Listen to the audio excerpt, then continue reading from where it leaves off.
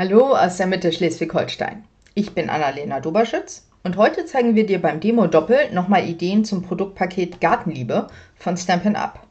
Bei mir gibt es eine Shopping-Bag-Karte mit Shopping-Bag innen drin, 3D, die sich hervorragend für Gutscheine eignet. Die kann man hier reinpacken. Am Ende meines Videos verlinke ich dir die Idee von Angela von der Stempelfamilie und in der Beschreibung findest du die Playlist zu allen Demo-Doppel-Videos. Und dann fangen wir doch mal direkt an. Die Idee zu der Karte habe ich von Bianca Bittmeier. Du findest sie bei Instagram unter Stempelwerkstatt HF. Vielen lieben Dank, Bianca. Die Idee ist wirklich, wirklich toll und ich finde die Karte einfach nur klasse. Ich habe schon mehrere gemacht, weil ich sie einfach so schön finde und die einfach super toll zum Verschenken finde. Für einen Gutschein. Ja, aber für die Karte brauchst du ein Stück Farbkarton in 29,7 x 12,5. Das ist ein normales DIN A4-Blatt und dann 12,5 abgeschnitten. 2 Stück Designerpapier in 12 x 12 cm, 2 Stück Designerpapier in 12 x 11,7, 11,7 ist die Breite, und 2 Stück Designerpapier in 12 x 4,5, 4,5 ist auch wieder die Breite. Das ist das Designerpapier hier innen und einmal hier außen, die 6 Stück. Dann brauchst du 2 Paar Magnete. Und für die Tasche brauchst du nochmal 2 Stück Designerpapier in 14,5 x 10 cm, ein Stück Farbkarton, das ist für hier innen noch, in 8,5 x 8,5 und 2 Stück Band, Breite egal, ich habe hier ganz dünne mal genommen, in ca. 14 cm. Gut, dann legen wir das hier alles mal ein bisschen beiseite. Man sieht, ich habe mit Heideblüte gearbeitet und dem Designerpapier Lavendelblüte. Super schön und passt hervorragend zur Gartenliebe. So, das große Stück Farbkarton wird gefalzt bei 12,2 und bei 24,7. Also Beinchen ausgeklappt bei 12,2 und bei 24,7.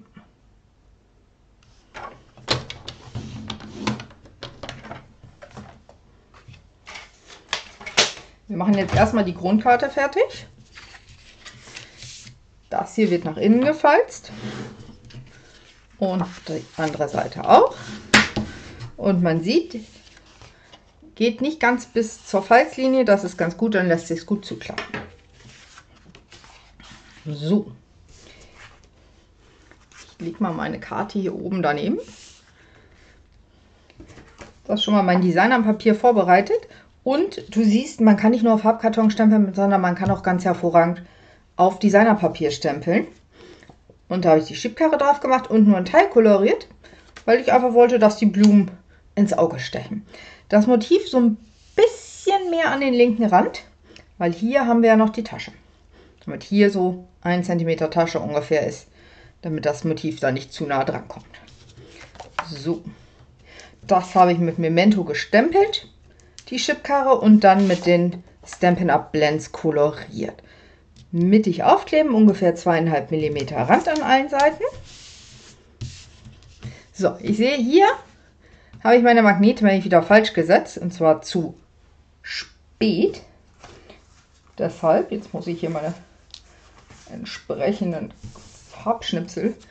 Hier habe ich mir ein Stück markiert. Das möchte ich hier außen haben. Und das möchte ich innen haben. Und das kommt so hier oben drauf. Das heißt, unter dieses Stück kommen meine Magnete drunter.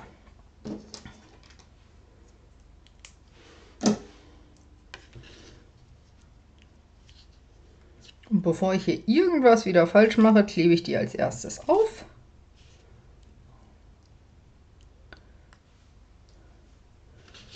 Magnete einfach mal gucken, gibt es überall im Onlinehandel. So, beide Paare aufgeklebt.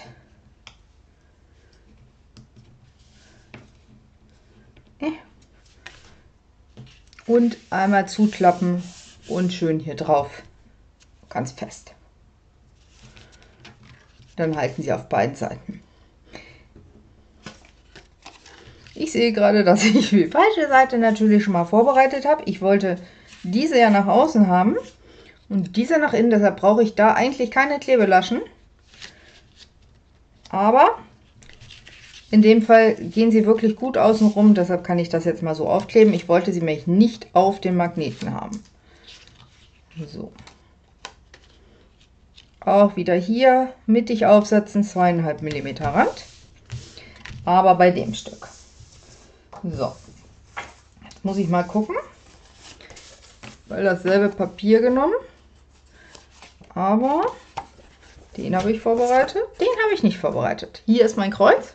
Das heißt, ich möchte es so haben. Das möchte ich außen haben. Ich lege mir das hier neben. Gucke mir an, wo sind meine Magnete, wie viel Abstand haben die. Und mache hier spiegelverkehrt mir so einen Kreis. Und weiß, da kommt kein Tombow hin. Und den Rest mache ich dann mit Tombow. Man kann das auch mit doppelseitigen Klebestreifen machen. Ich fand das jetzt hier einfach praktischer. Dann weiß ich exakt, wo sind die Magnete und wo kommt kein Kleber hin. Die Karte flach hinlegen und wieder mittig aufkleben. Und dadurch, dass ich die großen Flächen gelassen habe, kommt auf die Magnete kein Kleber. So, das heißt, das Wichtigste haben wir schon mal fertig. Der Magnet ist versteckt. Dann, das hier ist das 12×12 und daneben kommt eins in 11×12. Ich gerade gucken, das ist zu breit. Dann kommt das hier in 11,7 mal 12 in der Höhe. Also man kann sagen 11,7, 12, 4,5. Wer möchte, kann das auch in 1 durchschneiden. Das geht aus dem Bogendesignerpapier. Habe ich hier zum Beispiel gemacht, weil ich das durchgehende Karo-Muster haben wollte. Hier war es mir jetzt nicht so wichtig. So. Das ist einmal die Innenseite. Und von außen hier genau passt.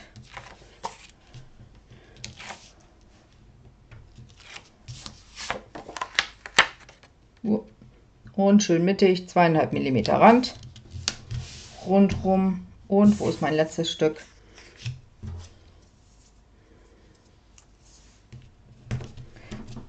Da auch nochmal doppelseitiges Klebeband drauf.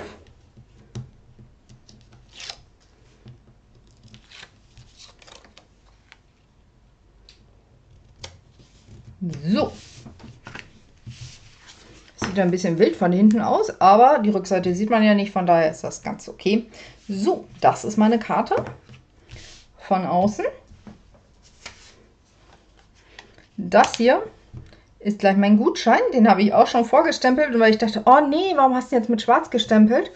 Wollte ich eigentlich gar nicht, wollte mich mit Heideblüte stempeln, aber gerade mein Stempelsäuberungskissen in der Reinigung sozusagen, das ist unter Wasser, das lässt sich ja unter Wasser reinigen, habe ich es dann einfach nur koloriert. Also egal, was für einen Fehler man macht, das meiste kann man wirklich ausmerzen.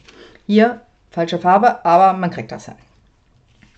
Klebe ich aber jetzt erst nachher auf, weil ich das dann wirklich auch wieder an die Tasche angepasst haben möchte. So, jetzt kommt der vermeintlich schwierigere Teil, aber so schwierig ist der gar nicht. Ich möchte dieses Designerpapier haben mit den Blüten nach oben. Das heißt, ich muss jetzt beim Falten darauf achten, dass die Blüten nicht kopfüber stehen. Ich habe da mal was vorbereitet. Und zwar hier. So, jetzt müssen wir mal gucken, dass man das halbwegs gut sieht. Das ist mein Designerpapier. Meine Blüte guckt nach oben. Das heißt, ich habe hier am Rand 2 Falzlinien, eine an der linken Seite, eine breitere oben und die schmale unten. Das machen wir jetzt einmal. Und zwar lege ich mein Designerpapier mit der Innenseite zu mir. Ganz wichtig. Und falte es auf der rechten Seite an der langen Kante bei 1,5 und bei 3 cm. Dann drehe ich es einmal auf den Kopf und falze die andere Seite auch bei 1,5. Jetzt drehe ich es mir wieder richtig rum, dass mein Motiv nach oben guckt und drehe es zur Seite, dass die Blumen quasi mit dem Kopf nach rechts gucken und falze bei 2,5 cm. Jetzt noch einmal komplett gedreht und die Blumen gucken nach links und nochmal bei 1,5 cm. Und das mache ich mit beiden Stücken. Dieses habe ich schon vorbereitet. Das ist ganz wichtig. Also ich habe dieses Element zweimal wirklich gleich. Also das Motiv, was ich außen haben will, ist auf der Rückseite. Hier ist meine Tasche von innen. 2 Falzlinien auf der rechten Seite, eine Falzlinie auf der linken Seite. Dann falze ich jetzt. Und zwar die obere Kante nach außen, die untere Kante nach innen, die linke Kante auch nach innen, die zweite Falzlinie bei 3 cm nach innen und die bei 1,5 wieder nach außen. Dann sieht das so aus. Und jetzt schneide ich ab, das sieht man hier auch. Ich lege das mal hier so. Ich mache mal das Licht ein bisschen. Ja, jetzt sieht man es besser. Oder ich male es noch ein bisschen mehr ein, besser gesagt. So, diese Ecke wird ganz weggeschnitten.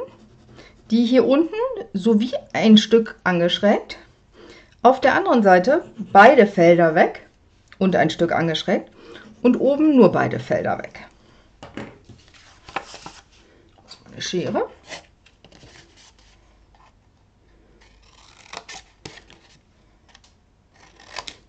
Aus diesen 2 Elementen entsteht gleich die Shopping Bag. Einkaufstasche könnte man sie auch nennen. Shopping klingt aber nach mehr Spaß. Unten angeschrägt auf beiden Seiten, oben nicht angeschrägt.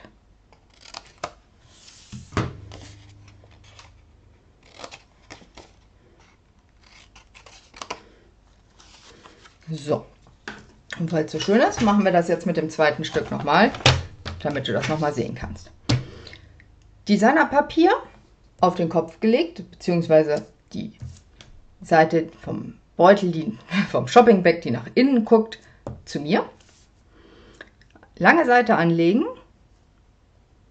einmal bei 1,5 und einmal bei 3 gefalzt. Auf den Kopf gedreht das Motiv und nochmal bei 1,5 gefalzt, wieder zurückgedreht, um 90 Grad nach rechts gedreht, bei 2,5 und nochmal um 180 Grad, damit das Motiv in die andere Richtung guckt, nochmal bei 1,5 cm. So. Die obere Kante nach hinten falzen. Die untere nach vorne falzen, die linke nach innen falzen, die zweite Falzlinie bei 3 cm nach innen und die bei 1,5 wieder zurückgeklappt nach außen. Ja. So.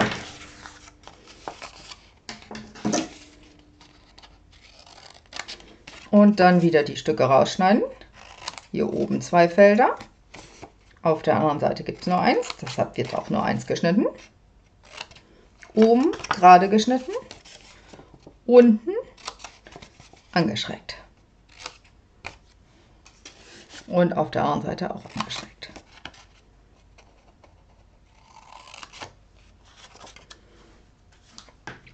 So, jetzt sind hier auf meinem Motiv 2 kleine Löcher. Die stanze ich jetzt zusammen. Ich lege meine beiden Elemente übereinander und stanze mir hier oben, wenn nicht meine Magnete überall festkleben würde, mit meiner Lochstanze 2 Löcher rein. Ungefähr gleicher Abstand zum Rand. Und dadurch, dass ich sie beide gleich mache, sind sie auch gegenüberliegend gleich. So. Na, komm schon. So. Jetzt kommt zwischen die beiden Löcher ein klitzekleines Stück Kleber. Und zwar doppelseitiges Klebeband. Dann nehme ich meinen Faden. Mein Designerpapier liegt jetzt mit der Außenseite zu mir. Ich fädel das hier einmal ein, nehme das Klebeband runter und klebe mein Schnur, egal wie weit, hier rüber. Ungefähr mittig, aber das kommt nicht auf einen Millimeter an. Dann durch das andere Loch. Hier. Und jetzt gucke ich, dass dieser Faden, das Fadenende, sich mit dem anderen berührt. Dadurch komme ich am Ende auf die gleiche Länge bei beiden Henkeln. So. Dann kommt noch ein extra Stück doppelseitiges Klebeband hier oben hin.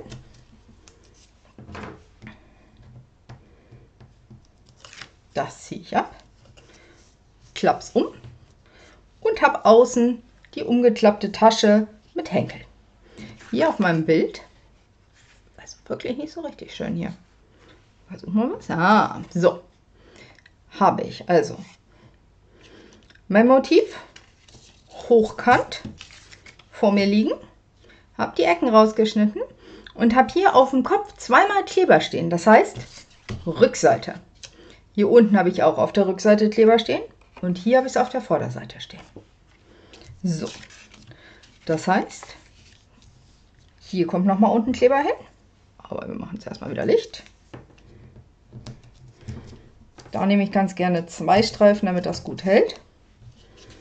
Und Innenseite hier auf das äußere Element. So. Bei dem Stück mache ich es einmal anders. Da mache ich einmal alle Klebestreifen. Und zwar, so rum haben wir geschnitten. Die Innenseite. Da kommt auf die äußere Lasche Klebeband. Dann drehe ich es um. Auf die untere angeschrägte Lasche. Das ist nämlich mein Boden. Hier oben einmal zwischen meine beiden Löcher ein kleines Stück und da drüber. Damit habe ich alle Klebestreifen verteilt, die ich brauche. Hier den kleinen Klebestreifen abnehmen, von hinten den Faden dadurch auf das doppelseitige Klebeband, durch das andere Loch und gucken. Jetzt kann man hier ruhig weiterziehen, damit man da genug Faden zum Festhalten hat. Und einmal Nase an Nase mit dem anderen. Wieder rausziehen. Das obere Klebeband abnehmen. Zuklappen. Fertig. Jetzt kann ich meine Tasche zusammenkleben. Sie liegen beide so parallel neben mir. Also sie gucken beide, das größere Faltstück guckt beides nach rechts. Und dann ist das jetzt wirklich ganz einfach.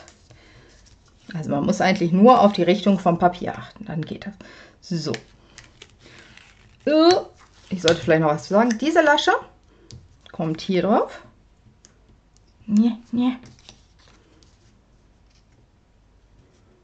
Schön bündig kleben.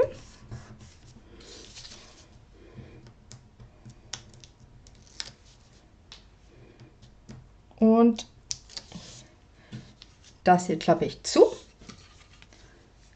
Klappe das hier rüber an der ersten Linie und lege das hier auch ganz bündig drauf. Gucke, dass es mir hier wirklich gut drauf kommt und klebe es hier fest. Und durch die gegenseitigen Falzlinien haben wir die Tasche. Jetzt muss die noch hier rein in unsere Karte. Und die wird an dieser Falzlinie festgeklebt und zwar ein Hauch vor der Falzlinie. Ja. Dafür ziehe ich auf einer Seite die Klebestreifen ab. Und auch wenn das bündig ist, ich klappe mir das hier hoch und gucke, dass ich das wirklich ganz genau, es geht ein bisschen über den Farbkarton, über das Designerpapier hinaus, aber nicht ganz auf die Faltlinie. klebe das hier unten fest. Nehme jetzt auf der anderen Seite auch das Klebeband ab und klappe die Karte einfach zu. Drücke hier einmal schön fest und da ist sie. So, und jetzt sieht man auch, warum wir das unten eingeschrägt haben. Wenn wir das nicht gemacht hätten, dies hier geht ja so ein bisschen nach innen, würde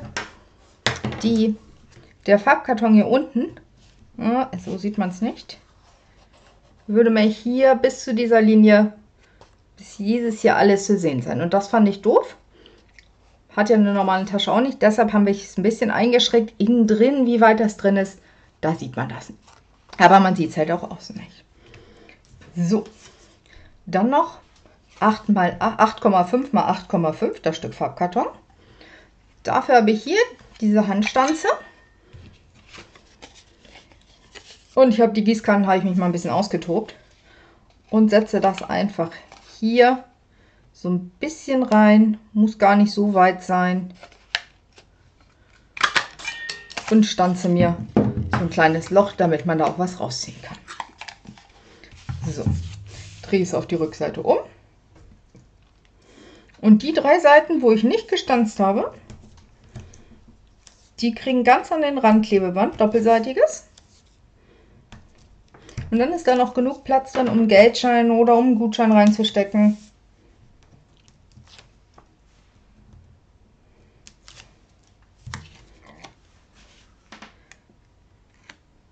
Halte es außen fest. Gucke, dass es hier mittig ist, aber mittig, wenn ich die Tasche als Rand nehme. Das sind ungefähr ein bisschen weniger als 1 cm und klebe es dann fest. Ja, wollte gerade sagen fertig, aber das stimmt nicht. Haben wir noch ein bisschen Verzierung. Dafür habe ich auch die Etikettenstanze genommen und das Familienfest. Das gibt es immer noch. Da kann man alles Mögliche kombinieren. Schwiegertochter, Schwiegerehefrau, nein, das nicht. Ehefrau, Papa, Mama.